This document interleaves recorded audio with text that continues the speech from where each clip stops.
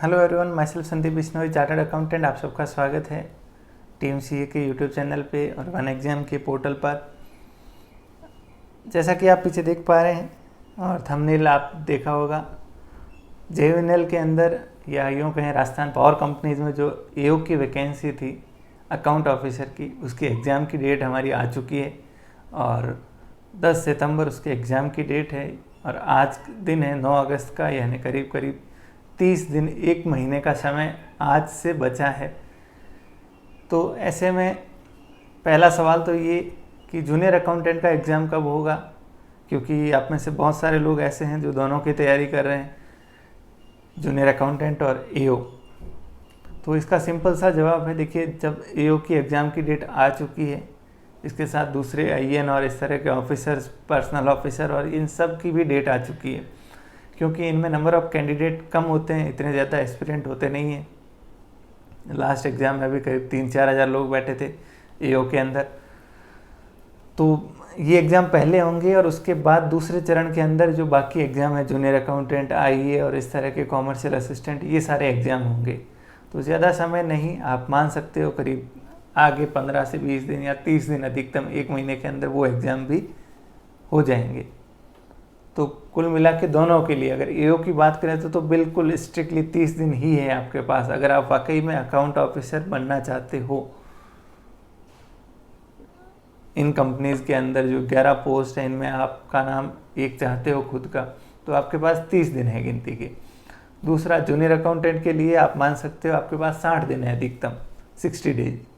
तो दोनों ही केस में अब आपकी प्रिपरेशन की स्ट्रेटेजी क्या होनी चाहिए, इसके बारे में मैं बात करूंगा और एकदम प्रैक्टिकल बात करूंगा। मतलब ऐसी एक भी चीज़ नहीं है जो एकदम ये डिमांड करती हो आपसे कि आपको पूरा अपना जीवन का तरीका ही बदलना पड़ेगा और आप कहोगे ये तो एकदम इम्पॉसिबल सी बात हो गई, ऐसा थोड़ा ही कर सकते हैं, ऐसा करते तो आज हम IAS होते, यहाँ क्यों दे रहे। तो ऐसा कुछ नहीं है, एकदम सिंपल कुछ छोटी छोटी बातें, छोटी छोटी चीज़ें हैं, सोचने का नज़रिया है, उनको थोड़ा आप बदल के आप इन 30 दिन के अंदर, देखिए, फाइनली क्रैक करना एग्ज़ाम या जो लिस्ट बनेगी उसके अंदर नाम आना नहीं आना ये एक अलग चीज़ है, लेकिन जब आप एग्ज़ाम सेंटर में एग्ज़ाम देने जाते हो तो उस टाइम आपके मन में संतुष्टि होनी चाहिए, आपके मन में कॉन्फिडेंस होना चाहिए कि मैंने जो प्रिपरेशन की है वो मेरी तरफ से बेस्ट है, 100% है, इससे बेस्ट मैं कुछ नहीं कर सकता।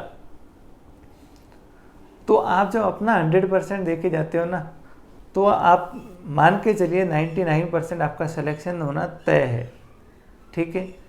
तो उस स्थिति में कैसे पहुँचे इन 30 दिन के अंदर, इन 60 दिन के अंदर आप किस तरीके से इसको लेके आगे बढ़ें, तो इसी चीज़ को डिस्कस करने के लिए ये वीडियो है।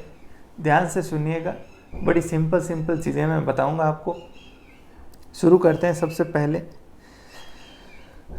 और इसको पूरा देखिएगा वीडियो को आप एंड तक, बीच में इसको बंद मत करना है। ये सबसे सिंपल, सबसे प्रैक्टिकल और सबसे इफ़ेक्टिव तरीके मैं बता रहा हूँ आपको एग्ज़ाम क्रैक करने के लिए, ठीक है। तो सबसे पहले शुरू करते हैं, मैं इसको चरणों में बताऊंगा आपको, कुछ स्टेप्स के अंदर ये चीज़ बताऊंगा, तो आप ध्यान से समझने की कोशिश करना है इनको। सबसे पहली चीज़, आप सिलेबस पे नज़र डालिए, और ये जब मैं बात कह रहा हूँ तो आप प्रैक्टिकली इसको शुरू कीजिए आज ही, आज के दिन से ही। अगर आप ये वीडियो कल देख रहे हो तो कल के दिन से ही इसको शुरू करना। सबसे पहले सिलेबस अपने पास जो प्रिंट आउट है उसको देखना। 2 पार्ट आपको मिलेंगे, पार्ट A और पार्ट B। पार्ट A और पार्ट B। पार्ट A के अंदर अगर आप सब्जेक्ट देखोगे तो आपको ये कुछ सब्जेक्ट मिलेंगे, account, cost, FM, audit, tax और लॉ। पार्ट B के अंदर मैंने भी 2 पार्ट बना दिए वापस। एक तो जो ओल्ड पार्ट है अपना मेजर, रीजनिंग, मैथ्स, इंग्लिश और हिंदी, लेकिन अब उसका वेटेज कम हो गया, ये 32 नंबर का। दूसरा जो 48 नंबर का पार्ट है, राजस्थान GK, इंडिया GK और करंट अफेयर्स।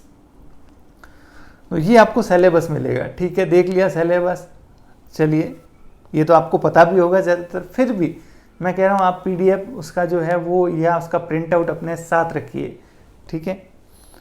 दूसरी चीज़, अब सेकंड स्टेप पे आते हैं। आपको क्या चीज़ करनी है, आपको टाइम डिसाइड करना है, हर सब्जेक्ट के लिए कितना समय आपको चाहिए, कितना टाइम अब से आपको देना है।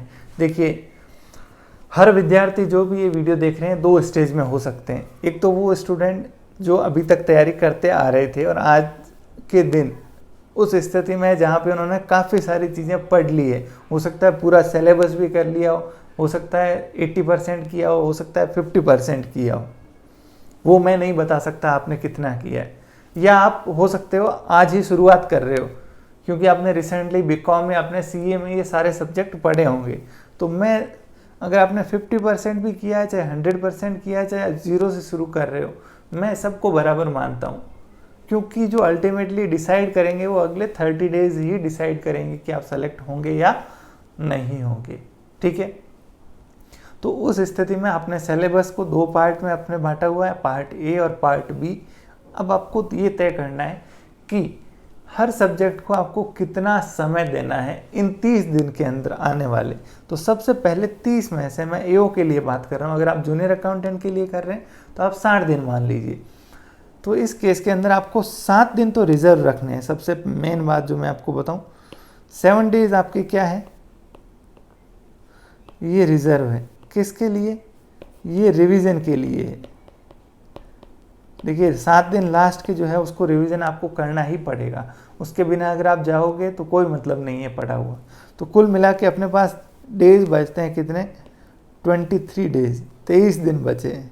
ठीक है, इन 23 दिन के अंदर आपके पास 2 पार्ट है, पार्ट ए और पार्ट बी।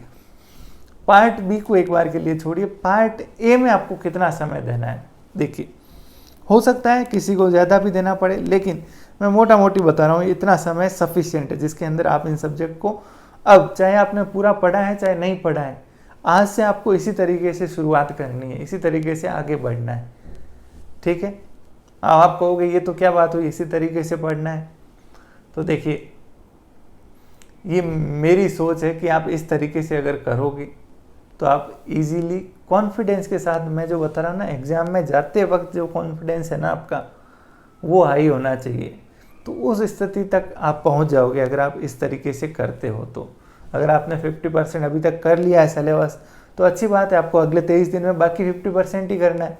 अगर आपने 80% कर लिया तो बाकी 20% ही करना है। रिवीजन के लिए आपके पास 7 के बजाय 14 दिन बचेंगे, उन 14 दिन में आप इस स्ट्रेटेजी को फॉलो करना।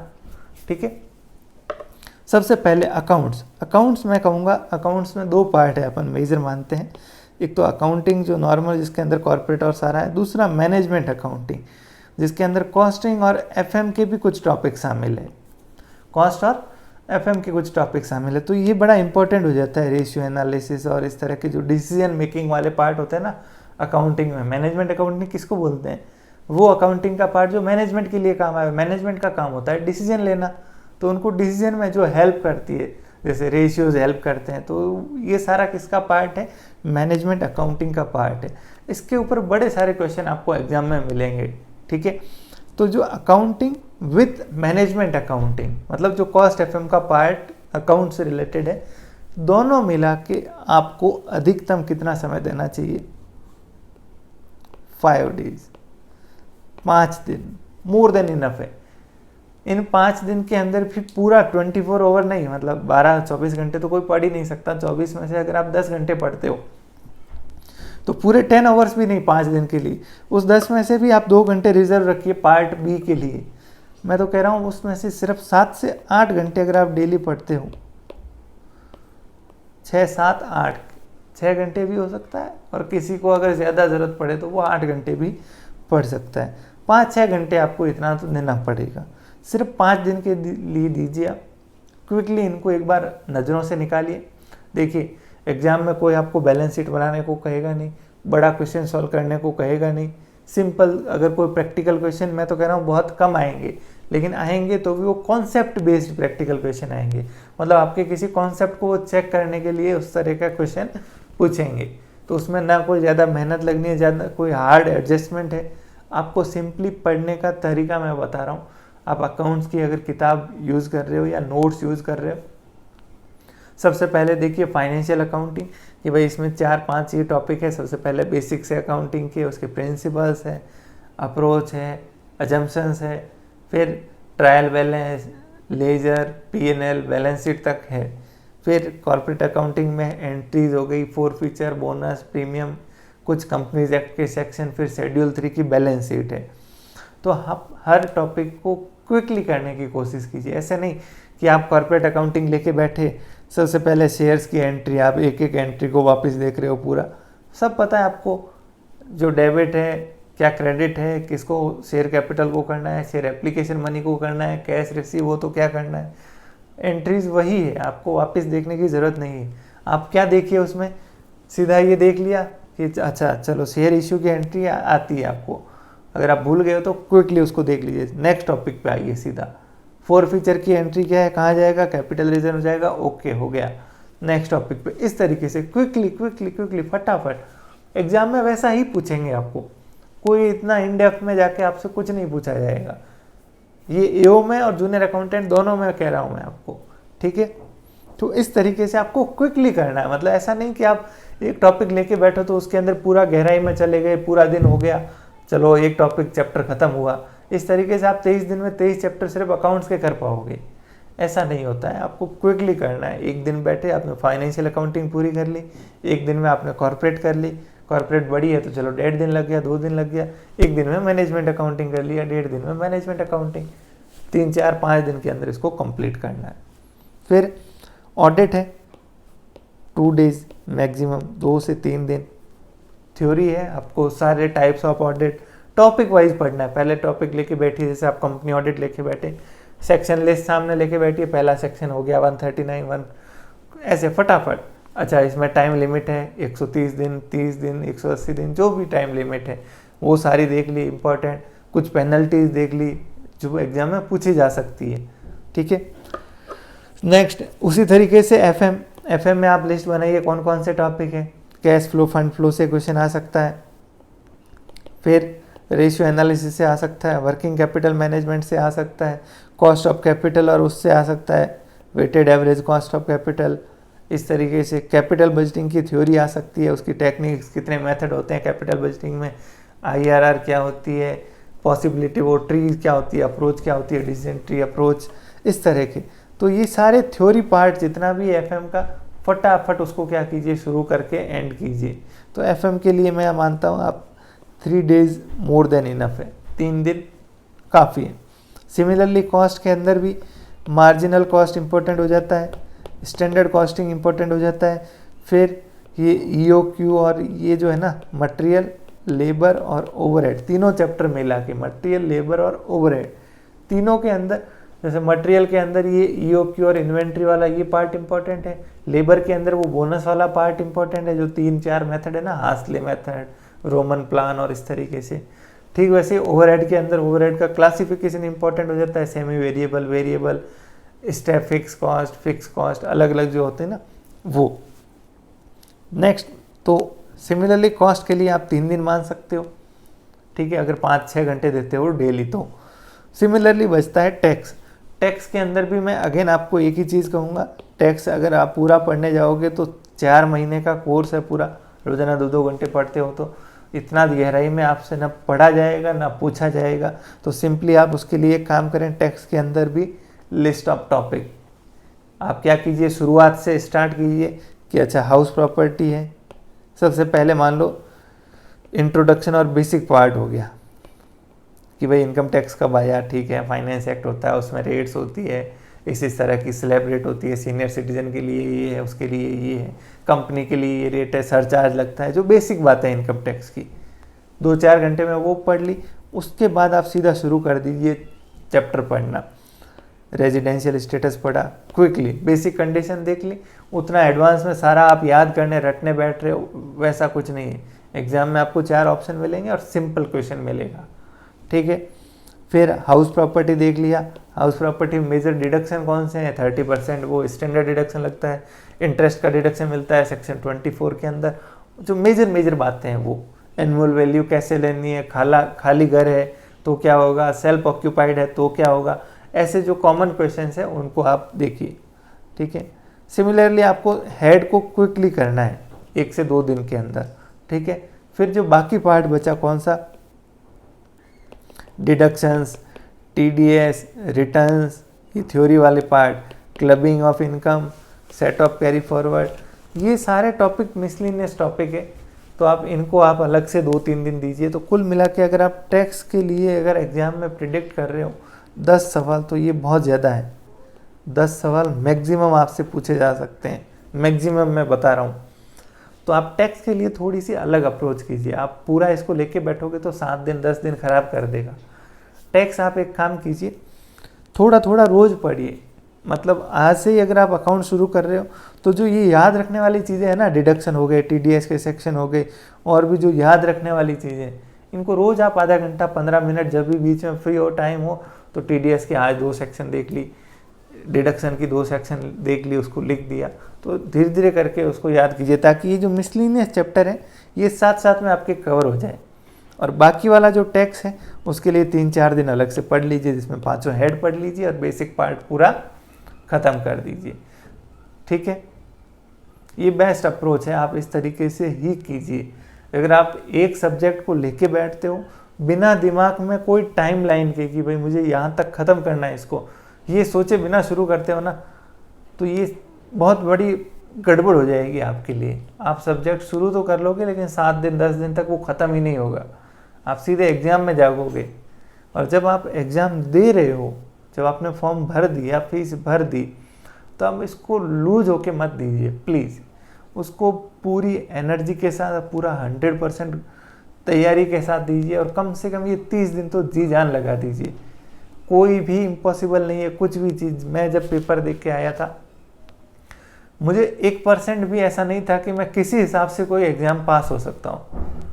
सिर्फ जो अंडरस्टैंडिंग थी, जो समझ थी पढ़ाते वक्त, इतने समय से जो चीज़ें याद थी, उस तरीके से पेपर करता गया, क्लिक करता गया, पेपर हुआ ख़त्म। 120 अटेंड कर लिए पार्ट ए में, दूसरे में जितना मौका मिला 30-40 अटेंड करके घर आ गए, भूल गए कि ऐसा एग्ज़ाम भी दिया था, अपने नॉर्मल जीवन में लग गए। लेकिन जब रिजल्ट आया तब पता चला कि ये लेवल है कंपटीशन का, जो मैंने बिल्कुल एकदम बिना होशो आवाज़ के, मतलब एकदम मजाक में जो पेपर दिया उसके अंदर ही फर्स्ट रैंक आ गई। तो ये चीज़ें मतलब आपको ज़्यादा लगती है कि 10 पोस्ट है, लोग बड़ी बड़ी तैयारी कर रहे हो, ऐसा कुछ नहीं है। एग्ज़ाम के अंदर उन 3 घंटों के अंदर सब बराबर है, क्योंकि आप सब पोस्ट ग्रेजुएट हो, पोस्ट ग्रेजुएट के इक्विवेलेंट हो, तो सब 3 घंटे के अंदर बराबर हो। ये 30 दिन के अंदर आप उनसे आगे निकल सकते हो, अपने कॉम्पिटिटर को पीछे छोड़ सकते हो। तो इसीलिए मैं कह रहा हूँ आप पूरे जोर के साथ एग्ज़ाम दीजिए, चाहे आपका बैकग्राउंड क्या हो, कुछ हो, कोई फ़र्क नहीं पड़ता। तो इस तरीके से अगर आप चलते हो तो मेरे हिसाब से आप देखिए, 7 दिन अगर इनको मानते हो, 3 दिन 3 दिन 3 दिन 5 दिन, ये कितने हो गए, 9 16 और 7 23 दिन होते हैं। 23 दिन में आप इजीली कर सकते हो। ये 7 दिन मैंने ज़्यादा दे दिए, आप इसको अगर 5 दिन में ख़त्म कर लेते हो तो एक दिन यहाँ ऐड कर लो, ये 4-4 दिन में आराम से कीजिए। ठीक है, ये और जल्दी कर देते हो तो और भी बेटर है। आप 23 की बजाय 21 दिन में कीजिए, आपको 2 दिन रिवीजन में एक्स्ट्रा मिलेंगे। 2 दिन रिवीजन में आपको एक्स्ट्रा मिलेंगे। उस 2 दिन के अंदर आप ऑडिट, जो थ्योरी है, बहुत ज़्यादा पूछे जाते हैं, रेशियो एनालिसिस जहाँ से फिक्स क्वेश्चन आएगा, टैक्स के अंदर ये डिडक्शन, टीडीएस, ऐसे कुछ चीज़ें वापस से पढ़ सकते हो एक बार। तो आप जितना जल्दी इसको ख़त्म करोगे, हमेशा ये बस ये टाइमर मैंने इसलिए बनाया है, आपको दिमाग में ये घंटी हमेशा रहनी चाहिए कि मुझे इसको जल्दी कंप्लीट करना है। अब वो समय नहीं है जब आप गहराई में जाओ, इसको आराम से पढ़ो। दूसरी चीज़, इसके साथ ही एक और चीज़ करनी है आपको। सिर्फ ये नहीं करना है कि टाइमिंग तय कर ली और ख़त्म, आपको एक और चीज़ करनी है। क्या? आपको इन सब्जेक्ट की प्रायोरिटी भी तय करनी पड़ेगी। प्रायोरिटी का मतलब कि आप पहले क्या पढ़ोगे, बाद में क्या पढ़ोगे, पहले क्या पढ़ोगे और बाद में क्या पढ़ोगे। देखिए कैसे, तो शुरुआत कहाँ से करनी है? थ्योरी सब्जेक्ट से ही करना। सबसे पहले ऑडिट, जो मैं मानता हूँ सबसे इम्पॉर्टेंट है ऑडिट, तो आपको ऑडिट को 1 नंबर पे ही रखना है, ये सबसे इम्पॉर्टेंट है। ठीक है, फिर मैनेजमेंट अकाउंटिंग, मैंने कहा इससे सवाल आपको फिक्स मिलेगा ही मिलेगा, तो ये करनी है। देन कॉस्ट एफएम है, टैक्स और लॉ है, ये पार्ट भी इम्पोर्टेंट है। दूसरे अकाउंट्स के जो प्रोविज़न है वो भी इम्पोर्टेंट है। तो ये आप प्रायोरिटी तय कीजिए अपनी, आपकी खुद की अलग हो सकती है। आपको लगता है ये सब्जेक्ट मेरा स्ट्रांग है तो इसको सबसे लास्ट में पढ़िए, वीक सब्जेक्ट को सबसे पहले ख़त्म करो उसको। जैसे टैक्स नहीं आता तो सबसे पहले टैक्स ही लेके बैठो। तो 5 दिन की बजाय अगर 1 दिन एक्स्ट्रा भी लगेगा तो आपके पास पीछे स्कोप बचेगा कि आप अगले 23 में से बाकी दिनों में थोड़ा जल्दी पढ़ सकते हो। अगर इसको लास्ट में पढ़ा, 7 दिन ही बचे और 7 दिन में ये पूरा ही नहीं हुआ, तो आपका कॉन्फिडेंस क्या हो जाएगा, कम हो जाएगा। और हमें ऐसी कोई चीज़ नहीं करनी है जिससे आपका कॉन्फिडेंस क्या हो जाए, कम हो जाए। तो दोनों काम, एक तो टाइम कितना चाहिए और प्रायोरिटी, ये मैंने बताया। आप पेपर लेके अपना खुद का एनालिसिस कीजिए। सिमिलरली आप पार्ट बी के लिए भी कीजिए अपना। मैं बताता हूँ मेरी तरफ से पार्ट बी के लिए आपको यही सजेशन रहेगा कि आप पार्ट बी रोजाना पढ़िए अगले 23 दिन तक, 2 घंटे 3 घंटे। ये जो आप पढ़ रहे हो, टाइम टेबल बनाया, ये 5-6 घंटे इसको पढ़िए। फिक्स दिन में 2-3 घंटे आप पार्ट बी को भी पढ़िए। पार्ट बी में आपको क्या पढ़ना चाहिए मेरे हिसाब से, सबसे पहले तो आपको करंट अफेयर की किताब लानी चाहिए, मूमल या कोई ऐसी, जिसके अंदर राजस्थान का करंट अफेयर आपको पिछले 5-6 महीने का कम से कम अच्छे तरीके से करना चाहिए। ज़्यादा किताब बड़ी नहीं होती है, 50-100 पेज की किताब आएगी। वार्षिकांक आता है, एनुअल पब्लिकेशन आता है सालाना। तो अभी लेटेस्ट मूमल का अवेलेबल है, उसको लाइए। उसके अंदर पर्सन, प्लेस, स्पोर्ट्स, इस तरह के जो भी इवेंट है, सारी चीज़ें आपको मिल जाएगी। रोज़ाना आप 10 मिनट 15 मिनट उसको पढ़ोगे, 10 दिन में वो ख़त्म हो जाएगा। अगले 10 दिन में उसको एक रिवीजन भी कर देना, साथ में कंठस्थ हो जाएगी चीज़। आप मान के चलिए 10 सवाल तो फिक्स मिलेंगे। फिर दूसरी चीज़ आप क्या कीजिए, रीजनिंग, हिंदी, इंग्लिश और मैथ्स अच्छे से कीजिए उसको। रीजनिंग के अंदर 5-7 टॉपिक है, एकदम कंठस्थ कर लीजिए। 8 में से कम 6 से 7 आंसर आपके करेक्ट होने चाहिए। सिमिलरली मैथ्स के अंदर भी 2-3 टॉपिक है, इंटरेस्ट की calculation, simple interest, compound interest, age वाले, प्रोबेबिलिटी, फिर ये प्राइम नंबर और ऑड नंबर और इस तरीके के जो बेसिक ये जो क्वेश्चंस होते हैं इनको कर लीजिए। हिंदी इंग्लिश में ज़्यादा लोड लेने की ज़रूरत नहीं है। फिर बचता है राजस्थान और इंडिया जी के, तो उसके लिए मैंने आपको वैसे वो किताबें बताई थी, अगर वो पढ़ सकते हो तो ठीक है, नहीं पढ़ सकते तो आप क्या कीजिए, एक काम कीजिए, इनकी कोई समरी बुक आती है, समरी बुक कह दीजिए या समरी नोट्स आते हैं, या सबसे बेस्ट तो जो माध्यमिक शिक्षा बोर्ड की किताबें हैं वही है, उसको आप क्विकली एक बार पढ़ने की कोशिश कीजिए। जैसे हिस्ट्री है, पूरी हिस्ट्री पढ़ने में तो आपको सालों लग जाएंगे, तो आप उसके मेन इवेंट देख लीजिए कि अच्छा महाराणा प्रताप था, उससे पहले ये थे, यहाँ जाके राजस्थान का एकीकरण हुआ, ये मेन स्टेट थे, ये पहले मुख्यमंत्री थे, और इस तरीके से मतलब जो मेन घटनाएं हैं ना वो पढ़ लीजिए। सिमिलरली पॉलिटी के अंदर मुख्यमंत्री क्या होता है, मंत्री परिषद क्या होता है, जो मेन स्ट्रक्चर है उसको समझ लीजिए बस। नेक्स्ट, अगली चीज़ आपको क्या करनी है, अपना टारगेट सेट करना है। कट ऑफ को भूल जाइए आप एक बार के लिए, कट ऑफ कितनी रहेगी, क्या रहेगी, ये डिस्कशन अब बेकार है, यूजलेस है। अगर आप अभी भी इन चीज़ों में पढ़े हो ना कि कितनी कट ऑफ रह सकती है, इस बार कंपटीशन इस बार कम है, ज़्यादा है, फॉर्म ज़्यादा भरे गए, टाइम ज़्यादा मिल गया, बेकार यूजलेस डिस्कशन है। इसमें आप अगर 1 मिनट, 1 घंटा या 1 दिन भी दोगे तो वो आपका कम ही होगा तैयारी में। आपका जो कॉम्पिटिटर है उस 1 दिन, 1 घंटे, 1 मिनट के अंदर आपसे आगे जा सकता है। तो इन चीज़ों को डिस्कस करने का कोई सेंस नहीं है। आप तो अपना टारगेट सेट कीजिए, कट ऑफ को भूल के आप अपना एक निजी टारगेट सेट कीजिए कि मुझे इतने मार्क्स लेके आने, 130 लाने, मुझे 140 लेके आने, मुझे 150 लेके आने, आउट ऑफ 200 कितने नंबर मुझे लेके आने। आप वो अपना टारगेट तय कीजिए। जैसे मैं आपको आइडल टारगेट बताता हूँ कितना होना चाहिए। अगर आप पार्ट ए के लिए बात करें तो पार्ट ए के अंदर 60 क्वेश्चन आएंगे। 60 में से मानिए आप 4-5 क्वेश्चन तो ऐसे होंगे जो आपने ना कभी देखे होंगे ना कभी सुने होंगे, अधिकतम बता रहा हूँ, तो लोड मत लीजिए, वो सबके लिए नए होंगे, ठीक है।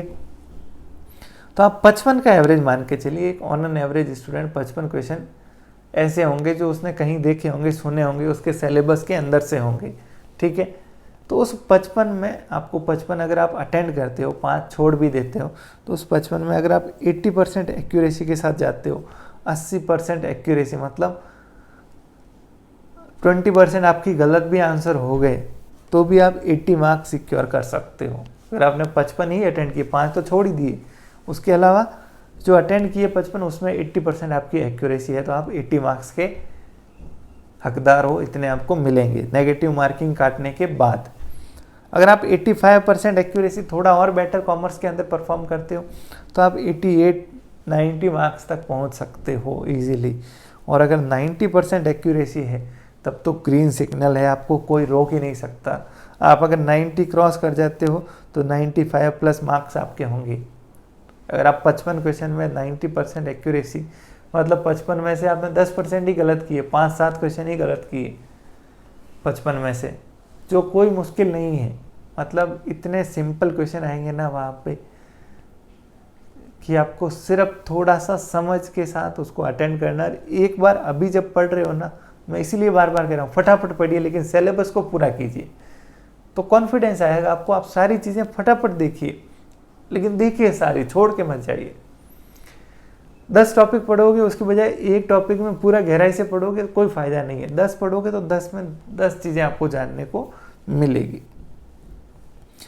सिमिलरली पार्ट बी के अंदर मैं आपको बताना चाहूँगा, पार्ट बी में मैंने 2 पार्ट बनाए हैं। पहला पार्ट जो जीके, रीजनिंग, मैथ्स और ये वाला है, ये 32 नंबर का है, ठीक है। चारों 8-8 क्वेश्चन आएंगे। इसके अंदर आप मान के चलिए 15 से 20 नंबर तो लाना कोई बड़ी बात ही नहीं है। 32 के अंदर से इजीली ला सकते हो 50% स्कोर। तो आप अगर थोड़े बहुत रीजनिंग जानते हो, थोड़ी बहुत मैथ्स के 2 सवाल 3 सवाल तो ऑटोमेटिक सही होंगे। हिंदी इंग्लिश में सही होना ही होना है, वहाँ गलती के चांसेस ही नहीं है। 15 से 20 तो ईजी स्कोर है एकदम। आपने रीजनिंग और मैथ्स अच्छे से कर ली, थोड़ी बहुत आपकी हिंदी ठीक है, इंग्लिश कोई भी एक सब्जेक्ट और भी ठीक है, तो आप 20 प्लस नंबर भी ला सकते हो, जो अपने आप में बहुत अच्छा स्कोर है, 20 प्लस, ठीक है। सिमिलरली पार्ट बी जो राजस्थान जीके है, मैं मानता हूँ इसमें सब बराबर है। कुछ एक स्टूडेंट होंगे तो वो पार्ट ए के अंदर मात खा जाएंगे कहीं ना कहीं, जो हो सकता है कंपटीशन एग्जाम की तैयारी करते हो। लेकिन इसके अंदर आप देखिए 48 में से 5 से 7 नंबर तो आप जीके में, सॉरी करंट अफेयर्स में ला सकते हो, सिर्फ एक वो मूमल पढ़ के, ठीक है। 7 नंबर तो सीधे आ गए, 7-8 नंबर में मिनिमम कह रहा हूँ, ठीक है। उसके अलावा 10-15 नंबर बाकी आपके इतने क्वेश्चन हैं, 40 में से आप 10-15 तो सही कर ही सकते हो।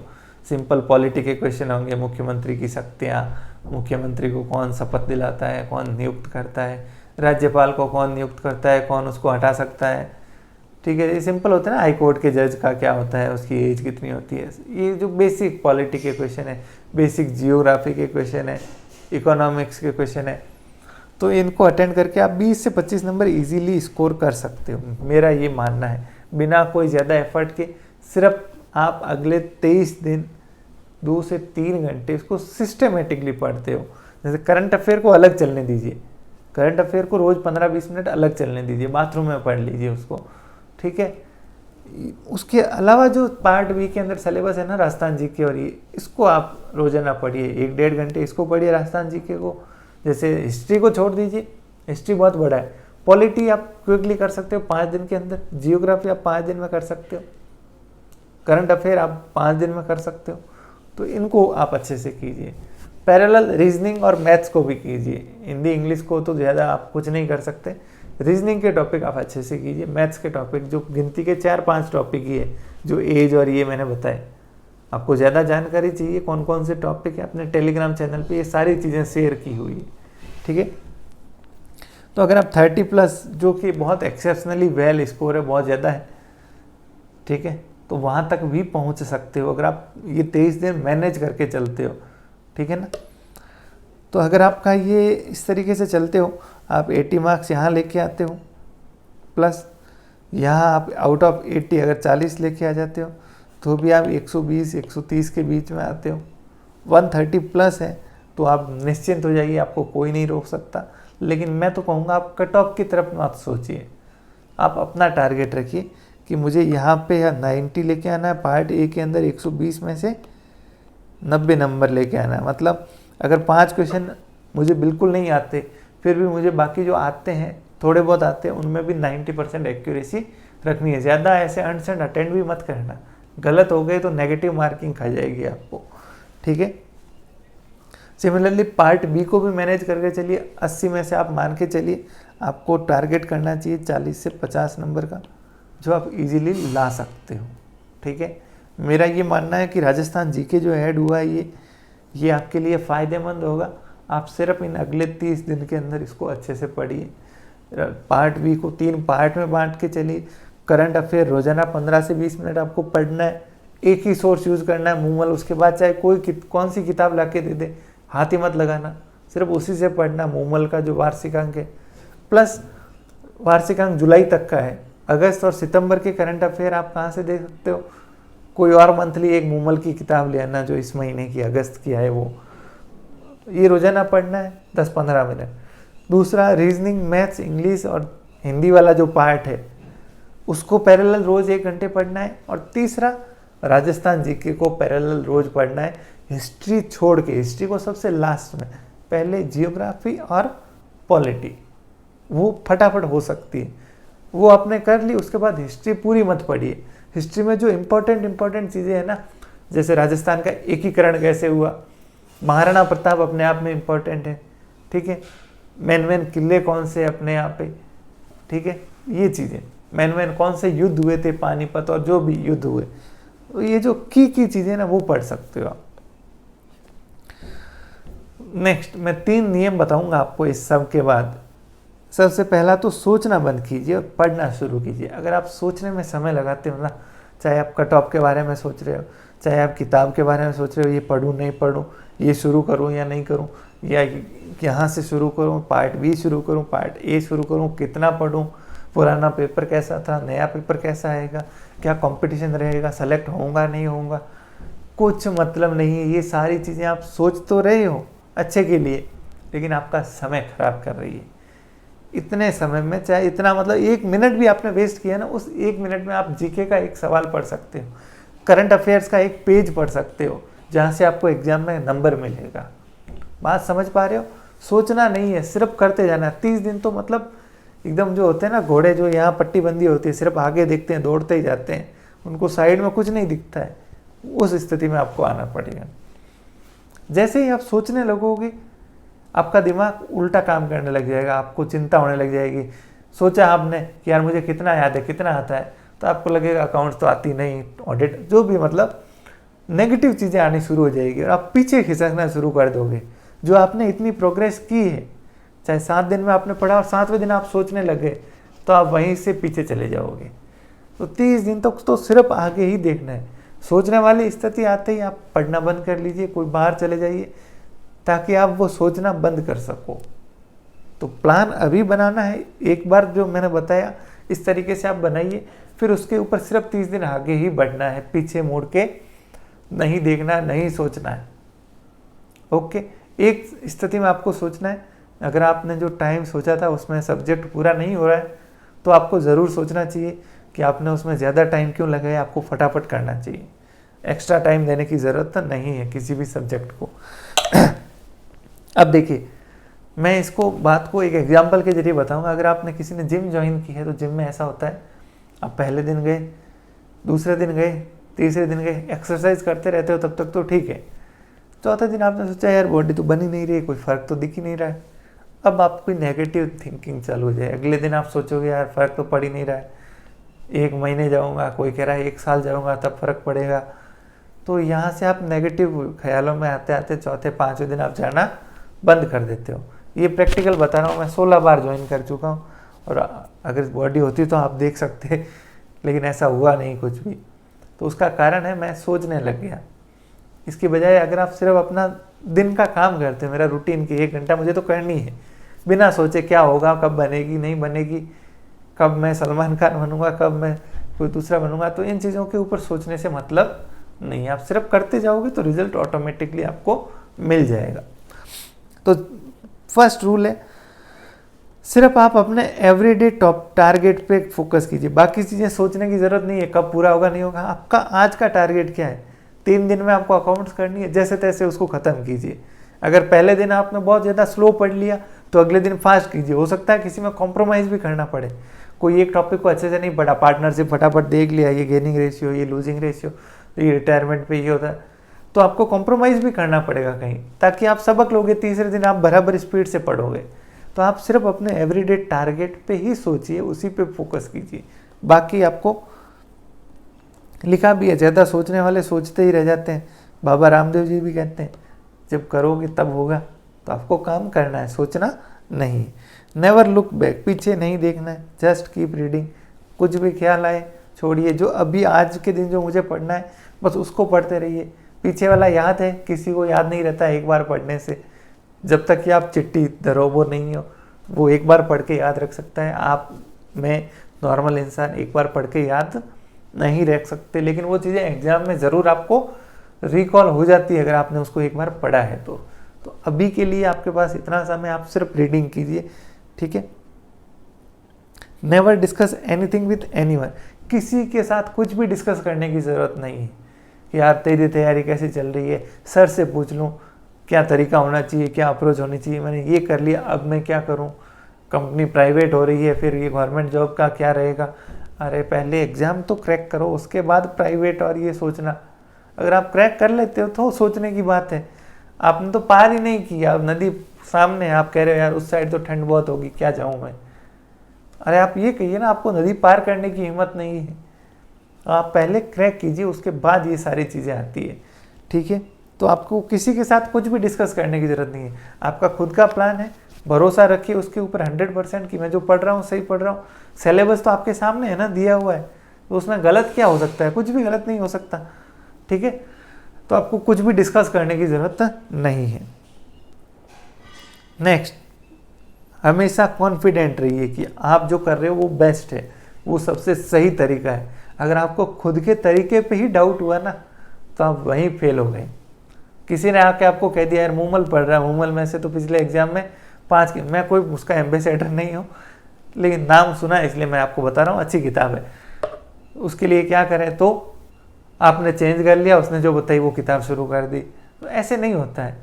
करंट अफेयर आपको करंट अफेयर की तरह लेना है, तो आपको किताब वही, आपको जो अपना सोर्स है उस पर भरोसा पूरा रखना है, ठीक है। तो सबसे पहली चीज़ आप सिलेबस पूरा कीजिए, तब तक कोई डिस्कशन नहीं, कोई बात नहीं करनी। 7 दिन कम से कम रिवीजन के लिए आपको रखने ही है। और MCQs अब जो है बहुत लिमिटेड करने हैं आपको, गिनती के MCQ अगर समय मिलता है तो, ठीक है। वो भी सिर्फ किस लिए, खुद को असेस करने के लिए, उससे ज़्यादा नहीं। क्वेश्चन याद करने बैठ जाते हैं लोग, मतलब MCQ है उसको याद करना है, ये सॉल्व नहीं हुआ तो क्यों नहीं हुआ, सर से पूछेंगे, कैसे भी पूछेंगे, 1 घंटा खराब करेंगे लेकिन उसका आंसर ढूंढ के रहेंगे।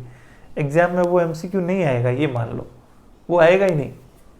आगे बढ़ो, उस 1 घंटे में आप कुछ और पढ़ सकते हो। तो MCQ सिर्फ आपको असेस करने के लिए है।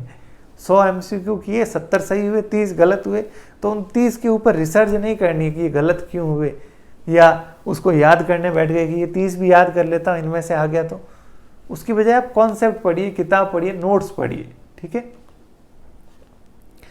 नेक्स्ट 3 चीज़ें, बिलीव कीजिए किस पे, अपने सोर्सेज पे, अपनी स्ट्रेटेजी पे और खुद पे। ये नहीं है तो कुछ भी नहीं है, आप ज़ीरो हो, ठीक है। और इसके साथ ही हमने जो हमारे ऑनलाइन कोर्सेज हैं उन सब के ऊपर 40% फ्लैट डिस्काउंट दे दिया है, क्योंकि अब एग्ज़ाम आ चुके हैं, चाहे जूनियर अकाउंटेंट का हो चाहे AO का हो।